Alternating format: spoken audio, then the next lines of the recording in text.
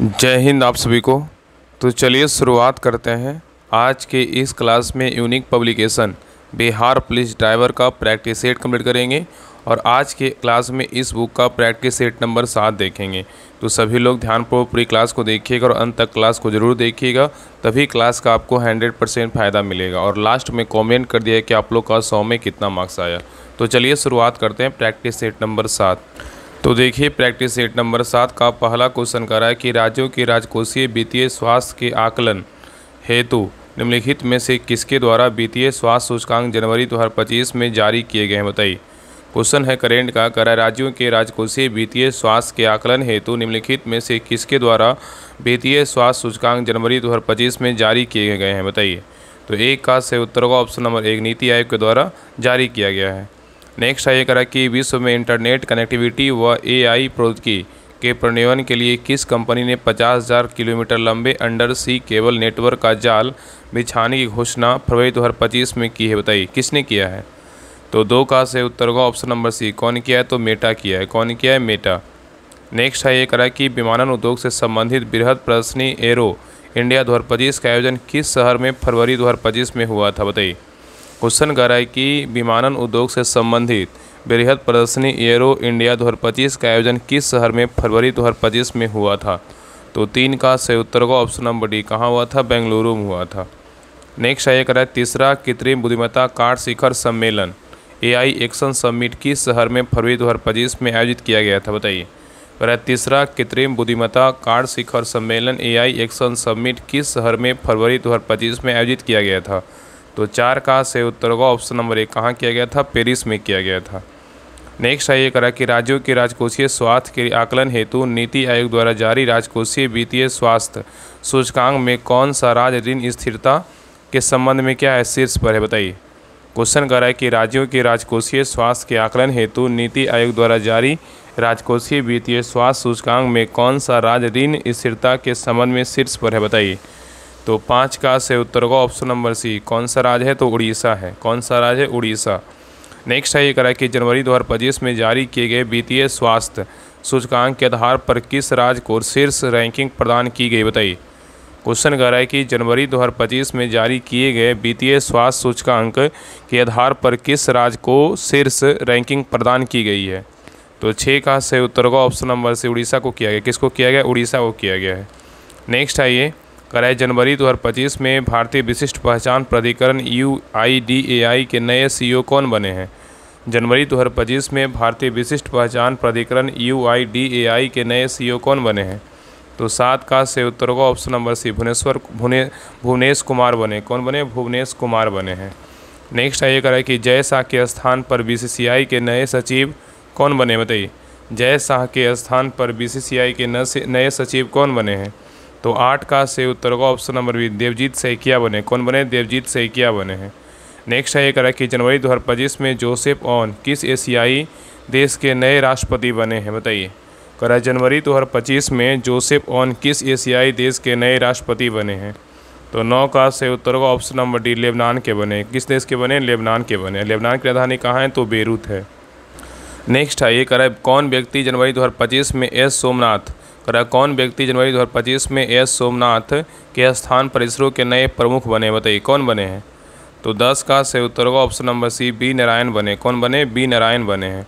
Next है करा अवमूल्यन का तात्पर्य क्या है, बताइए। अवमूल्यन का दो तात्पर्य है क्या है।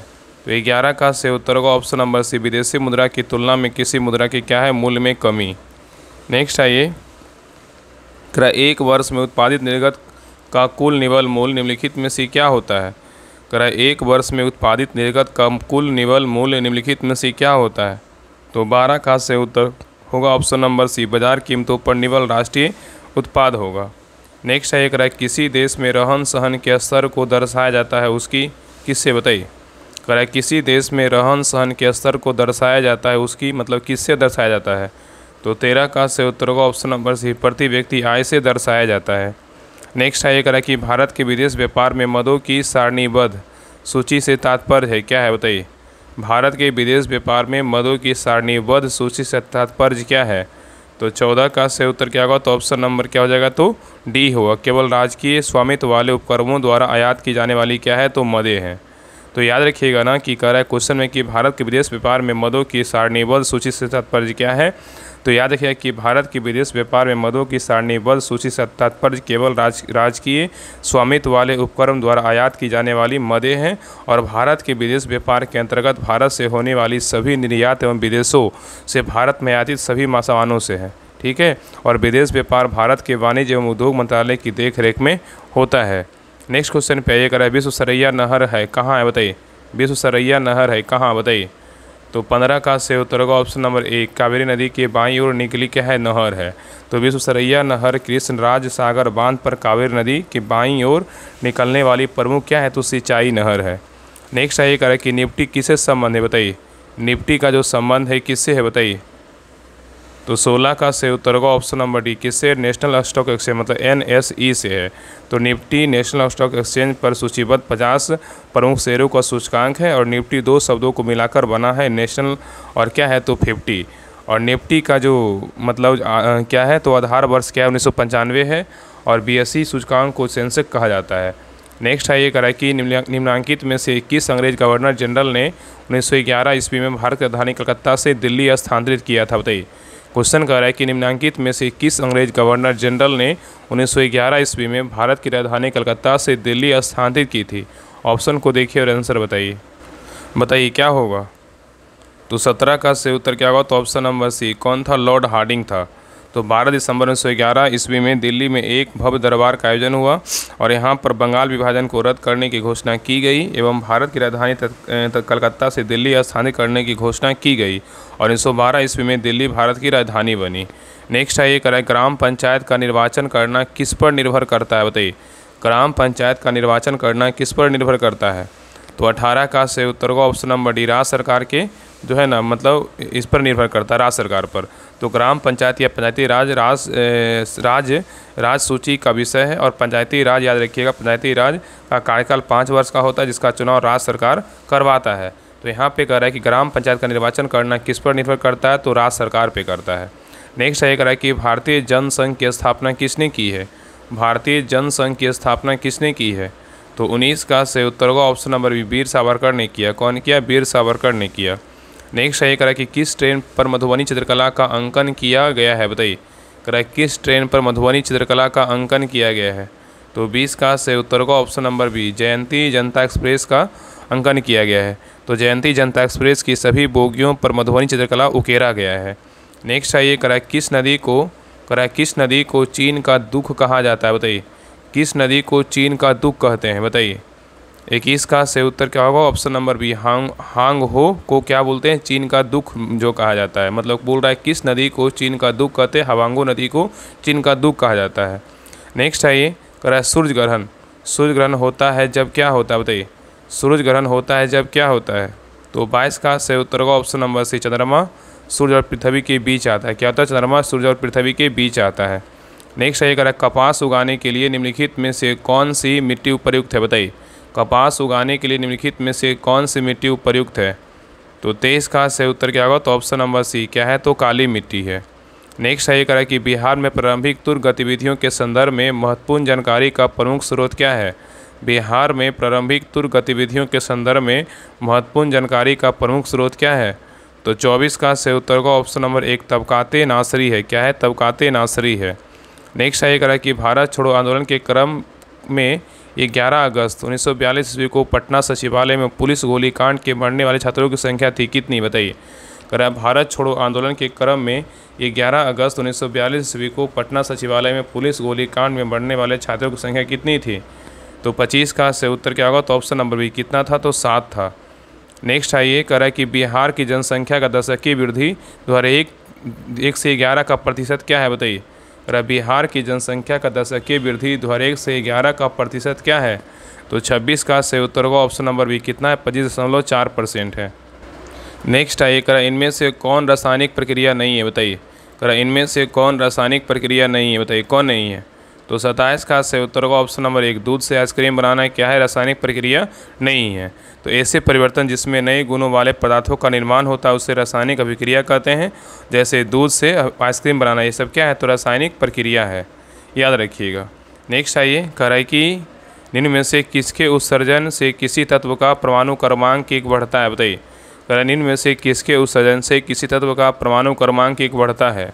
तो 28 का सही उत्तर होगा ऑप्शन नंबर 1 क्या होगा? तो बीटा कण होगा। नेक्स्ट है ये करा कि टेलीविज़न के पर्दे पर चित्र किसके बम वर्षण के कारण बनते हैं? टेलीविज़न के पर्दे पर चित्र किसके कारण बम वर्षण के कारण बनते हैं?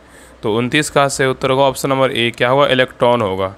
तो टेलीविज़न के पर्दे पर चित्र इलेक्ट्रॉन के बम वर्षण के कारण बनते हैं और टेलीविज़न द्वारा ध्वनि तथा दृश्य दोनों तरह के प्रारूप प्राप्त करते हैं और चित्र विद्युत चुम्बकीय तरंगों से तथा आवाज़ रेडियो तरंगों से प्राप्त करते हैं। नेक्स्ट है ये करा कि इनमें से कौन सबसे लंबे तरंगदैर्घ्य की विकिरण है? बताइए। इनमें से कौन सबसे लंबे तरंगदैर्घ्य की विकिरण है? तो 30 का सही उत्तर होगा ऑप्शन नंबर 1 माइक्रो तरंगे हैं। क्या है? माइक्रो तरंगे हैं। नेक्स्ट आइए करा कि किस रंग की सतह ताप विकिरण का सर्वोत्तम विकिरक है? बताइए। किस रंग की सतह पर ताप विकिरण का सर्वोत्तम विकिरक है? बताइए। तो 31 का सही उत्तर होगा ऑप्शन नंबर बी क्या होगा? तो काला होगा। तो माइक्रो तरंगों का याद रखिए ना कि कृष्णपिंड जो मतलब ब्लैक बॉडी है, कृष्णपिंड ताप विकिरण का क्या है? सर्वोत्तम विकिरण है। तो किस रंग की सतह का ताप विकिरण का सर्वोत्तम विकिरक है? तो काला रंग। क्या होगा? तो काला रंग हो जाएगा। ठीक है, मतलब ब्लैक। नेक्स्ट है ये कि पानी का घनत्व अधिकतम किस तापमान पर होता है? बताइए। पानी का जो घनत्व होता है अधिकतम किस तापमान पर होता है? तो 32 का सही उत्तर होगा ऑप्शन नंबर बी कितना होता है? 4 डिग्री सेल्सियस पे होता है। नेक्स्ट है ये कि तंत्रिका तंत्र की रचनात्मक तथा क्रियात्मक इकाई क्या है? बताइए। तंत्रिका तंत्र की रचनात्मक तथा क्रियात्मक इकाई क्या है? तो 33 का सही उत्तर होगा ऑप्शन नंबर डी क्या है? तो न्यूरॉन है। क्या है? न्यूरॉन है। तो तंत्रिका तंत्र की रचनात्मक तथा क्रियात्मक इकाई को न्यूरॉन या तंत्रिका कोशिका कहते हैं। नेक्स्ट है ये कि मस्तिष्क का कौन सा भाग श्वसन और रक्त संचालन की क्रियाओं का नियंत्रण करता है? बताइए। मस्तिष्क का कौन सा भाग श्वसन और रक्त संचालन की क्रियाओं का नियंत्रण करता है? कौन करता है? तो 34 का सही उत्तर होगा ऑप्शन नंबर डी मेडुला ऑब्लिगेंटा करता है। नेक्स्ट है ये कि कौन से रंग की किरणों की उपस्थिति में प्रकाश संश्लेषण द्रुततर होती है? कौन से रंग की किरणों की उपस्थिति में प्रकाश संश्लेषण द्रुततर होती है? बताइए। तो 35 का सही उत्तर होगा ऑप्शन नंबर सी क्या होगा? तो लाल होगा। तो याद रखिएगा कि प्रकाश संश्लेषण द्रुततर लाल रंग की किरणों की उपस्थिति में होती है तथा बैंगनी रंग की किरणों में सबसे कम होती है। नेक्स्ट है ये कि कौन से उपकरण विद्युत ऊर्जा को यांत्रिक ऊर्जा में रूपांतरित करता है? बताइए। कौन सी उपकरण विद्युत ऊर्जा को यांत्रिक ऊर्जा में रूपांतरित करता है? बताइए कौन करता है? तो 36 का सही उत्तर होगा ऑप्शन नंबर बी कौन करता है? विद्युत मोटर करता है। नेक्स्ट है ये कि यहाँ पे देखिए बना लीजिएगा, इस मैथ का क्वेश्चन है, इसका आंसर बता दे रहे हैं। ठीक है, तो 37 का जो सही उत्तर होगा ऑप्शन नंबर ए होगा। चलिए आगे देखिए 38 का सही उत्तर क्या होगा? तो ऑप्शन नंबर बी होगा। नेक्स्ट है 39 का सही उत्तर क्या होगा? तो ऑप्शन नंबर डी होगा। चलिए आगे देखिए 40 का सही उत्तर क्या होगा? तो ऑप्शन नंबर 40 का बी होगा। चलिए आगे देखिए 41 का सही उत्तर क्या होगा? तो ऑप्शन नंबर बी होगा। नेक्स्ट है ये 42 का कि भारत सरकार समय समय पर कृषि उपज का न्यूनतम समर्थन मूल्य एमएसपी जारी करती है। एमएसपी का पूर्ण रूप क्या है? बताइए। एमएसपी का पूर्ण रूप पूछा, एमएसपी का फुल जो नेम है ना वो क्या है? बताइए। तो 42 का सही उत्तर होगा option number 1 minimum support price है। क्या है? मिनिमम सपोर्ट प्राइस है। नेक्स्ट है ये जैनियों का पवित्र स्थान श्रवणबेलगोला कर्नाटक के किस जिले में स्थित है? बताइए। जैनियों का पवित्र स्थान श्रवणबेलगोला कर्नाटक के किस जिले में स्थित है? 43 का सही उत्तर होगा ऑप्शन नंबर डी कहाँ है? हसन जिला में स्थित है। कहाँ है? हसन जिला में स्थित है। ठीक है, याद रखिएगा। तो जैनियों का पवित्र स्थान श्रवणबेलगोला कर्नाटक के हसन जिले में स्थित है।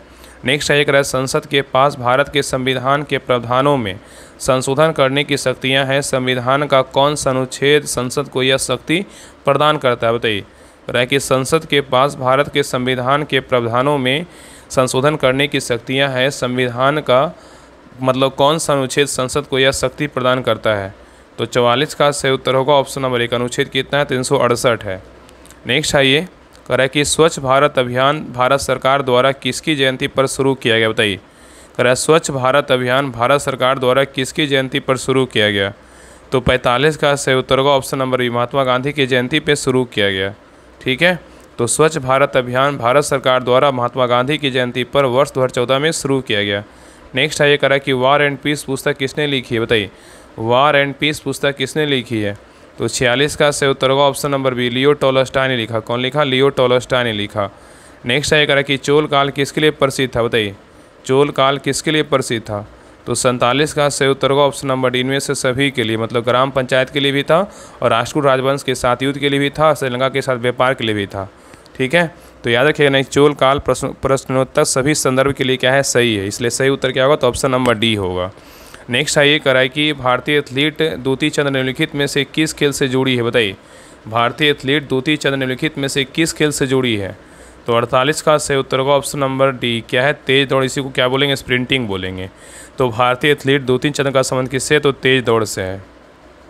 नेक्स्ट आइए करा विजयनगर साम्राज्य का अवशेष कहाँ मिलता है, विजयनगर साम्राज्य का अवशेष कहाँ मिलता है, तो 49 का सही उत्तर होगा ऑप्शन नंबर सी, हम्पी मिलता है। कहाँ मिलता है, हम्पी में।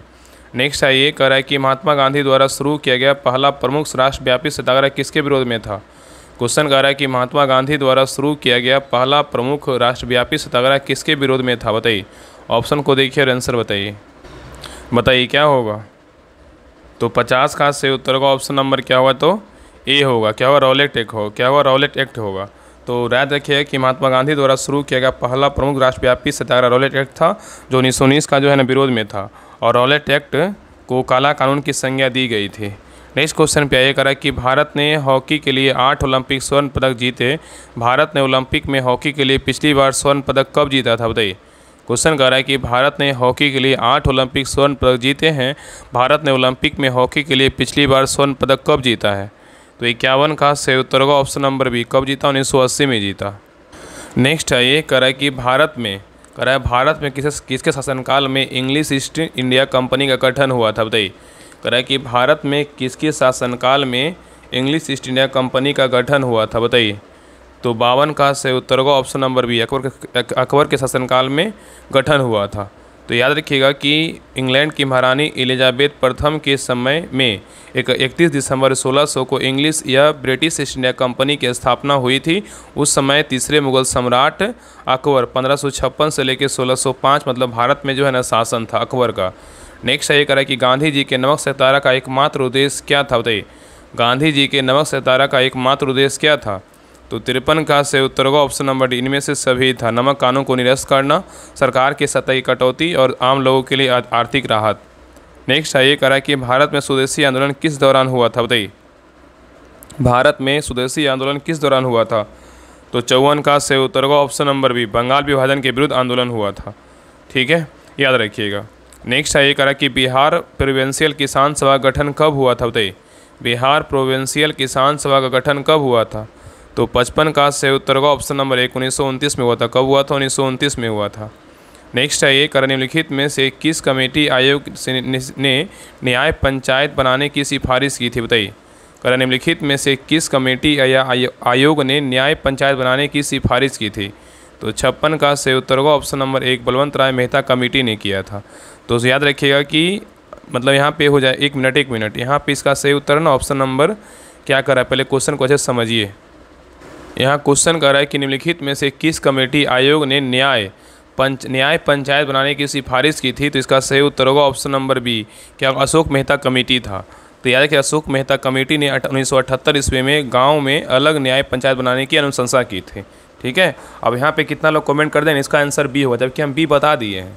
मतलब इतना मतलब पता ना, क्लास देखने में पहले ज़रूरी है कि मतलब कमेंट करना ज़रूरी है। मतलब यहाँ पे बहुत लोग कमेंट कर देंगे कि इसका 56 का आंसर बी होगा, जबकि हम बी सुधार दिए हैं। मतलब गलती से मतलब ए हो गया था, वहाँ पे बोल दिए कि बी होगा।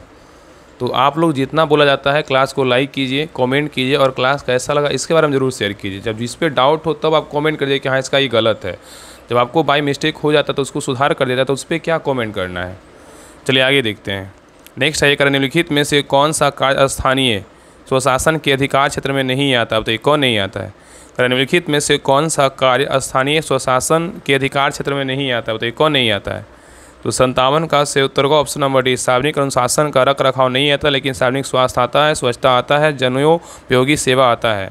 नेक्स्ट है कह कि भारत में कौन सा प्रदेश वृष्टि छाया प्रदेश माना जाता है। भारत में कौन सा प्रदेश है जो वृष्टि छाया प्रदेश माना जाता है, तो 58 का सही उत्तर का ऑप्शन नंबर बी, कर्नाटक पठार है। नेक्स्ट है ये कह रहा है कि भारतीय सर्वोच्च न्यायालय में न्यायाधीशों की नियुक्ति कौन करता है। भारतीय सर्वोच्च न्यायालय में न्यायाधीशों की नियुक्ति कौन करता है, तो 59 का सही उत्तर का ऑप्शन नंबर बी, राष्ट्रपति करता है। कौन करता है, राष्ट्रपति करता है। याद रखिएगा कि भारतीय संविधान के अनुच्छेद 124 के 2 के प्रावधानों के अधीन भारतीय सर्वोच्च न्यायालय में न्यायाधीशों की नियुक्ति शक्ति जो है ना, नियुक्ति की शक्ति राष्ट्रपति में क्या होती है, निहित होती है। चलिए आगे देखिए, क्वेश्चन नंबर 60 का रहा है कि भारतीय उपमहाद्वीप में पहली ट्रेन निम्नलिखित में से कौन से वर्ष में बोरीबंदर और ठाणे के बीच चली थी, बताइए कब चला था। तो 60 का से उत्तर होगा ऑप्शन नंबर 1 1853 में चला था। याद रखिएगा कि भारतीय उपमहाद्वीप में पहली ट्रेन 1853 में बोरीबंदर और ठाणे के बीच चली थी और इस ट्रेन में जो है ना कुल 34 किलोमीटर की दूरी तय किया था। ठीक है, चलिए आगे देखिए, क्वेश्चन नंबर 61 से क्या है, तो मोटर व्हीकल का क्वेश्चन है और क्या है, अधिनियम से है। तो देखिए क्वेश्चन नंबर 61 का रहा है कि भारतीय मोटर वाहन अधिनियम 2019 के अनुसार वाहन चलाते समय मोबाइल फ़ोन का प्रयोग करने पर अधिकतम जुर्माना कितना है, बताइए। तो 61 का से उत्तर का ऑप्शन नंबर डी कितना है, तो कितना जुर्माना है, तो 10,000 रुपये क्या है, तो मतलब जुर्माना है। अब यहाँ पे क्या बोलेंगे, बहुत लोग बोलेंगे 5,000 रुपये, लेकिन अधिकतम यहाँ पे बात किया है कि भारतीय, देखिए याद रखिएगा कि भारतीय मोटर वाहन अधिनियम 2019 के अनुसार वाहन चलाते समय मोबाइल फ़ोन का उपयोग करने अधिकतम जुर्माना बोलेगा तो 5,000 रुपये जुर्माना लगाया जा सकता है, जैसा कि जो है बताया गया है। और इसके अलावा पहली बार पकड़े जाने पर 6 महीने से 1 साल तक की जेल या 1,000 से जो है ना 5,000 रुपये तक क्या है, तो जुर्माना, या दोनों हो सकता है। ठीक है, और दूसरी बार पकड़े जाने पर 2 साल की जेल या 10,000 रुपये जुर्माना हो सकता है। तो यहाँ पे सही उत्तर ना ऑप्शन नंबर जो है डी होगा। ठीक है, याद रखिएगा ऑप्शन नंबर क्या होगा, तो डी होगा। मोटर वाहन अधिनियम 2019 की धारा 184 के एक तहत यह का जो है ना अपराध में आता है और मोबाइल प्रयोग से दुर्घटना की संभावना अत्यधिक होती है। यह लापरवाही से वाहन चलाते की श्रेणी में आता है, इसलिए निर्धारित जो है ना 10,000 रुपये होगा। ठीक है, यहाँ पे अधिकतम का बात किया है। नेक्स्ट है ये करा कि इनमें से कौन सा यातायात संकेत नो पार्किंग को दर्शाता है, बताइए। करण इनमें से कौन सा यातायात संकेत नो पार्किंग को दर्शाता है। तो 62 का सही उत्तर होगा ऑप्शन नंबर बी क्या है, तो लाल घेरा और केंद्र में पी काटा हुआ। नेक्स्ट है ये करा कि वाहन का बीमा ना होने पर पहली बार पकड़े जाने पर अधिकतम दंड क्या है, बताइए। वाहन का बीमा ना होने पर पहली बार पकड़े जाने पर अधिकतम दंड क्या है। तो 63 का से उत्तर का ऑप्शन नंबर सी कितना है, तो 2,000 रुपया है। कितना है, 2,000 रुपया है। और इसमें अगर दोबारा पकड़े जाइएगा तो कितना लगेगा, 4 रुपये तक जुर्माना लगेगा। नेक्स्ट है ये करा कि किस प्रकार का वाहन NCT नेशनल कैपिटल टेरिटरी क्षेत्र में रात 10 बजे से सुबह 6 बजे तक प्रतिबंधित होता है, बताइए किसका होता है। तो 64 का से उत्तर का option number C diesel truck का होता है। किसका होता है, डीजल ट्रक का होता है। ठीक है, नेक्स्ट है करा हॉर्न प्रोहिबिटेड एरिया चिन्ह किस रंग का होता है। हॉर्न प्रोहिबिटेड एरिया चिन्ह किस रंग का होता है। तो 65 का से उत्तर का ऑप्शन नंबर बी किसका होता है, लाल रंग का होता है। नेक्स्ट है ये करा कि चालक को लर्निंग लाइसेंस जारी होने के कितने दिन बाद अस्थायी लाइसेंस के लिए आवेदन कर सकता है, बताइए। करा कि चालक को लर्निंग लाइसेंस जारी होने के कितने दिन बाद अस्थायी लाइसेंस के लिए आवेदन कर सकता है। तो 66 का से उत्तर का ऑप्शन नंबर बी 30 दिन के लिए जो है ना आवेदन कर सकता है। तो लर्निंग लाइसेंस जारी होने के 30 दिन बाद आवेदन किया जा सकता है और यह नियम CMVR नियम 14 के तहत आता है। ठीक है, नेक्स्ट है ये करा कि गिव वे संकेत किस स्थिति में लगाया जाता है, बताइए। गिव वे संकेत किस स्थिति में लगाया जाता है। तो 67 का सही उत्तर क्या होगा, तो ऑप्शन नंबर बी होगा। मुख्य सड़क के पास उप सड़क पर क्या है, मुख्य सड़क के पास उप सड़क पर लगाया जाता है। ठीक है, और याद रखिए यह संकेत बताता है कि आपको दूसरे वाहनों को पहले जाने देना है। ठीक है, और यह आमतौर पर मुख्य और उप सड़क के जंक्शन पर होता है। नेक्स्ट है ये करा किस धारा के अंतर्गत हेलमेट ना पहनने पर दंड लागू होता है। करा किस धारा के अंतर्गत हेलमेट ना पहनने पर दंड लागू होता है। तो 68 का सही उत्तर का ऑप्शन नंबर धारा 129 के तहत होता है। नेक्स्ट है ये करा कि लेफ्ट हेयर पिन वेंड संकेत किस बात को सूचित करता है। लेफ्ट हेयर पिन वेंड संकेत किस बात को सूचित करता है। तो 69 का सही उत्तर का ऑप्शन नंबर सी क्या होगा, बहुत तीव्र वाम मोड़ को जो है सूचित करता है। तो यह चेतावनी संकेत होता है और याद रखिए यह दर्शाता है कि आगे जो है ना तेज वाम मोड़ है, ड्राइवर को गति धीमी करनी चाहिए, खासकर पहाड़ी क्षेत्रों में लगाया जाता है। नेक्स्ट है ये करा कि वाहनों में रिफ्लेक्टर किस उद्देश्य से लगाए जाते हैं। वाहनों में रिफ्लेक्टर किस उद्देश्य से लगाए जाते हैं। तो 70 का सही उत्तर होगा ऑप्शन नंबर सी, रात में दृष्टि बढ़ाने हेतु लगाए जाते हैं। नेक्स्ट है ये करा ओवर स्पीडिंग करने पर मोटर वाहन अधिनियम 2019 के अनुसार पहली बार दोषी पाए जाने पर कितने रुपये का जुर्माना है। क्वेश्चन करा ओवर स्पीडिंग करने पर मोटर वाहन अधिनियम 2019 के अनुसार पहली बार दोषी पाए जाने पर कितने रुपये का जुर्माना है। तो 71 का सही उत्तर होगा ऑप्शन नंबर सी, कितना रुपये का, 2,000 रुपये का जुर्माना है। नेक्स्ट है करें नो पार्किंग चिन्ह क्या अर्थ होता है। नो पार्किंग चिन्ह का क्या अर्थ होता है। तो 72 का सही उत्तर होगा ऑप्शन नंबर सी क्या है, पार्किंग की अनुमति नहीं है। नेक्स्ट है करें हेलमेट ना पहनने पर दोपहिया वाहन चालक को कितना जुर्माना देना होगा 2019 संशोधन के अनुसार। करा हेलमेट ना पहनने पर दोपहिया वाहन चालक को कितना जुर्माना देना होगा ध्वनि संशोधन के अनुसार, बताइए। तो 73 का से उत्तर क्या होगा, तो ऑप्शन नंबर सी, कितना देना होगा, 1000 रुपया देना होगा। नेक्स्ट आइए करा कि नीचे दिए गए में कौन सा वाहन नॉन ट्रांसपोर्ट श्रेणी में आता है, बताइए। करा नीचे दिए गए में कौन सा वाहन नॉन ट्रांसपोर्ट श्रेणी में आता है, तो 74 का से उत्तर होगा option number B, private car. कौन आता है, प्राइवेट कार आता है। तो नॉन ट्रांसपोर्ट वाहन व्यक्तिगत उपयोग के लिए होते हैं और प्राइवेट कार जो है ना इसका एक क्या है, उदाहरण है। नेक्स्ट आइए करा कि ट्रैफिक सिग्नल में पीला लाइट का क्या संकेत होता है, बताइए। ट्रैफिक सिग्नल में पीला लाइट का क्या संकेत होता है, तो 75 का से उत्तर होगा ऑप्शन नंबर क्या होगा, तो सी, सावधानी से जो है ना तैयार रहें। क्या रहें, सावधानी से तैयार रहें, ठीक है। याद रखिएगा कि पीली बत्ती मतलब स्टॉप और गो के बीच होती है और यह संकेत देती है कि अब लाल या हरी बत्ती आने वाली है, ठीक है, और यह चालक को सावधान होने का समय देता है। नेक्स्ट आइए करा कि किस नियम के अंतर्गत नाबालिग के वाहन चलाने पर अभिभावक को दंडित किया जा सकता है, बताइए। क्वेश्चन करा कि किस नियम के अंतर्गत नाबालिग के वाहन चलाने पर अभिभावक को दंडित किया जा सकता है, बताइए। कौन सा धारा के तहत, तो 76 का सही उत्तर होगा ऑप्शन नंबर बी, धारा कितना होगा, 199 का ए के तहत, ठीक है। नेक्स्ट आइए करा कौन सा संकेत रोकने का निर्देश देता है, बताइए। कौन सा संकेत रोकने का निर्देश देता है, तो 77 का सही उत्तर होगा ऑप्शन नंबर सी, लाल अष्टकोण देता है। कौन देता है, लाल अष्टकोण। तो स्टॉप बोर्ड अष्टकोणीय होता है और वह लाल रंग में होता है। नेक्स्ट आइए करा यदि वाहन पॉल्यूशन अंडर कंट्रोल PUC प्रमाण पत्र के बिना पाया जाए तो जुर्माना कितना है, बताइए। यदि वाहन पॉल्यूशन अंडर कंट्रोल PUC प्रमाण पत्र के बिना पाया जाए तो जुर्माना कितना है, तो 78 का से उत्तर होगा ऑप्शन नंबर सी, कितना जुर्माना है, तो 2000 रुपये का जुर्माना है, ठीक है। नेक्स्ट आइए करा कि कौन सा ट्रैफिक चिन्ह सूचना देने वाला संकेत होता है, बताइए।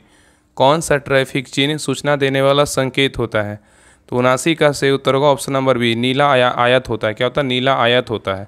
तो नीले रंग के आयताकार संकेत सूचना देते हैं जैसे बस स्टॉप, अस्पताल, पेट्रोल पंप आदि, ठीक है, और यह अनिवार्य या चेतावनी संकेत नहीं होते हैं। नेक्स्ट आइए करें ड्राइविंग लाइसेंस के बिना गाड़ी चलाने पर कितना जुर्माना है। ड्राइविंग लाइसेंस के बिना गाड़ी चलाने पर कितना जुर्माना है, तो 80 का सही उत्तर होगा ऑप्शन नंबर डी, कितना जुर्माना है, तो 5000 रुपये का जुर्माना है। याद रखिए कि बिना वैध ड्राइविंग लाइसेंस वाहन चलाना अवैध है और मोटर वाहन अधिनियम 2019 में इस पर 5000 रुपये का जो है जुर्माना है, मतलब, ठीक है। और यदि पकड़े गए तो कोर्ट में केस भी बन सकता है, इससे बीमा क्लेम भी प्रभावित हो सकता है। नेक्स्ट आइए करें इंजन के ओवरहीट होने का मुख्य कारण क्या हो सकता है। इंजन के ओवरहीट होने का मुख्य कारण क्या हो सकता है, बताइए। तो 81 का सही उत्तर होगा ऑप्शन नंबर बी, रेडिएटर में पानी की कमी। क्या है, रेडिएटर में पानी की कमी हो सकता है, ये कारण, ठीक है। नेक्स्ट आएगा इंजन ऑयल का मुख्य कार्य क्या है, बताइए। इंजन ऑयल का मुख्य कार्य क्या है, तो 82 का सही उत्तर होगा ऑप्शन नंबर सी, घर्षण को कम करना। क्या करना, घर्षण को कम करना। तो याद रखिए कि इंजन ऑयल इंजन के मूविंग पार्ट्स में चिकनाई प्रदान करता है, इससे घर्षण कम होता है और पार्ट्स की उम्र जो है ना बढ़ती है। चलिए आगे देखते हैं। नेक्स्ट आइए कराए ब्रेक लगाने पर वाहन एक तरफ खींचने लगे तो इसका कारण क्या हो सकता है। कराए कि ब्रेक लगाने पर वाहन एक तरफ खींचने लगे तो इसका कारण क्या हो सकता है। तो 83 का सही उत्तर होगा ऑप्शन नंबर बी, एक ब्रेक शू जो है ना जाम होना। क्या होना, एक ब्रेक शू जाम होना। नेक्स्ट आइए कराए इंजन से असमान ध्वनि आने पर सबसे पहले क्या जाँच करनी चाहिए। इंजन से असमान ध्वनि आने पर सबसे पहले क्या जांच करनी चाहिए। तो 84 का सही उत्तर होगा option number C, engine oil स्तर को जांच करनी चाहिए, ठीक है। नेक्स्ट आइए कराए कि क्लच प्लेट का मुख्य कार्य क्या होता है। क्लच प्लेट का मुख्य कार्य क्या होता है।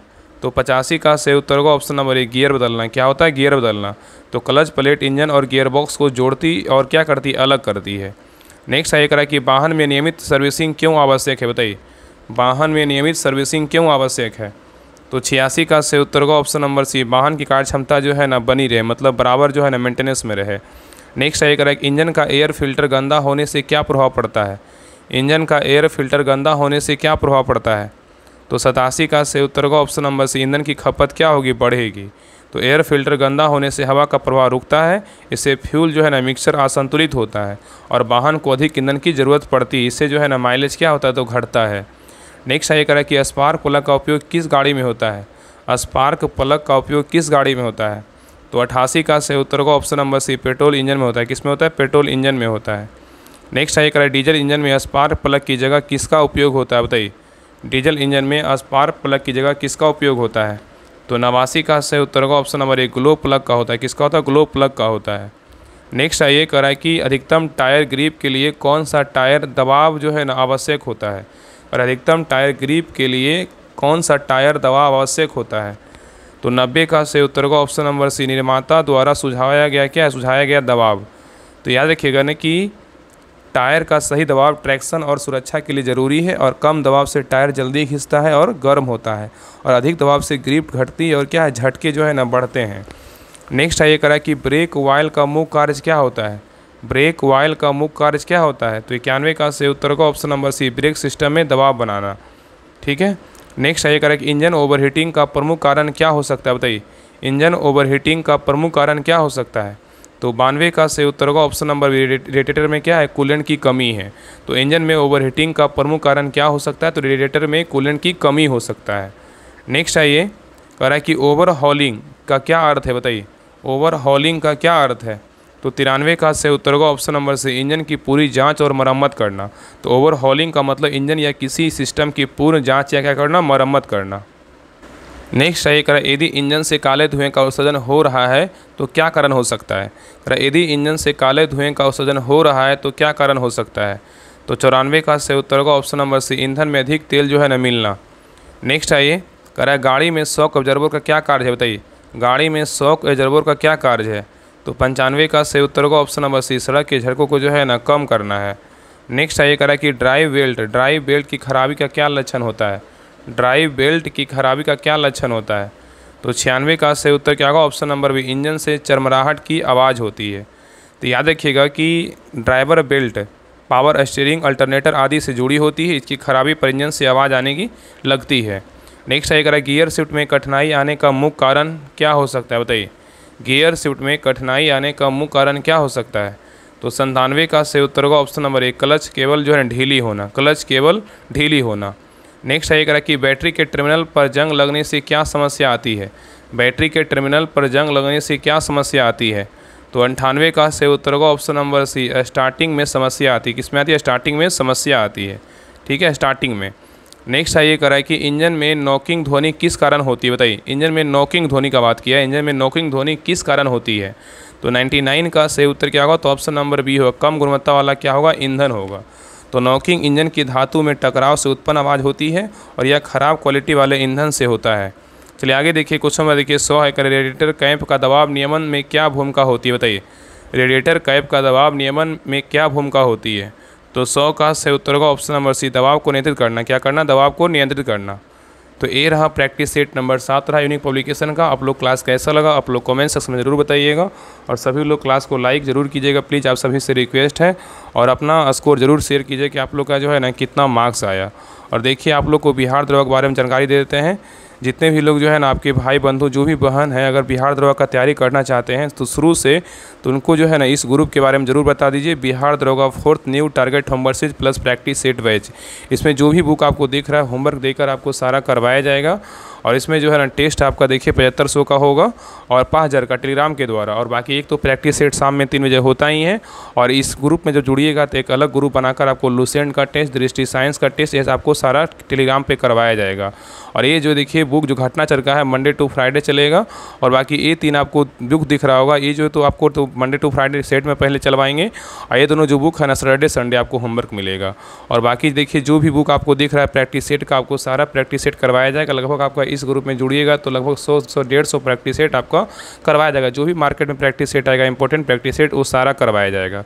तो सोच लीजिए, ऐसा नहीं सिर्फ बोल रहे हैं, इसके पहले देखिए 3rd होमवर्क से जो चल रहा है अभी तक हम 70+ प्रैक्टिस सेट करवा चुके हैं। तो सोच सकते हैं कि अगर 3-4 महीना, अगर 5 महीना तो बैच चलेगा ही 3-4 महीना, तो आराम से जो है ना 100+ मतलब 150 के आसपास प्रैक्टिस सेट चल जाएगा। उससे ज़्यादा ही जाएगा, कम नहीं जाएगा। ठीक है, बाकी अगर 100 भी प्रैक्टिस सेट अगर लगा लीजिएगा तो आपका पीटी में जो है ना आपका कोई नहीं रोक सकता है। बाकी सारा डिटेल के साथ जो है ना आपको PDF दिया जाएगा आपको ग्रुप में, जब जुड़िएगा तो आपको पता चल जाएगा। ठीक है, बाकी इसका फ़ी का बात करें 199 है, तो पे करके आप ज्वाइन कर सकते हैं। अगर कुछ पूछना हो तो आप इस नंबर पे कॉल कर लीजिएगा 7549392490। इस नंबर पे कॉल कर लिए आपको सारा जानकारी मिल जाएगा। और जितना जल्दी हो ज्वाइन कर लीजिए, बाद में बोलिएगा कि कब से स्टार्ट हुआ था, अभी एडमिशन हो रहा है। अब जो सब लोग जुड़ जाएंगे तो जो है ना फाइनली इसको स्टार्ट कर दिया जाएगा। बाकी प्रैक्टिस सेट तो हम अब स्टार्ट करने ही वाले हैं, तो जितना जल्दी हो सभी लोग ज्वाइन कर लीजिए, ठीक है। बाकी चैनल पे नए हैं, चैनल को सब्सक्राइब कर लीजिए। बाकी देखिए 100 प्रैक्टिस सेट का क्यूज बोर्ड टेलीग्राम बोर्ड आपको मिल गया होगा, ग्रुप में आप जुड़े होंगे। अगर नहीं जुड़े हैं तो आप लोग बताइएगा, हम लिंक शेयर कर देंगे, आप जब जुड़िएगा तो ग्रुप में डाल देंगे, ठीक है। बाकी सभी लोग सब्सक्राइब कर लीजिएगा और बेल आइकन ज़रूर ऑन कर लीजिएगा, और सभी लोग क्लास को लाइक करके ज़रूर जाइएगा, ठीक है। तो मिलते हैं एक नई क्लास में, तब तक के लिए जय हिंद, जय भारत।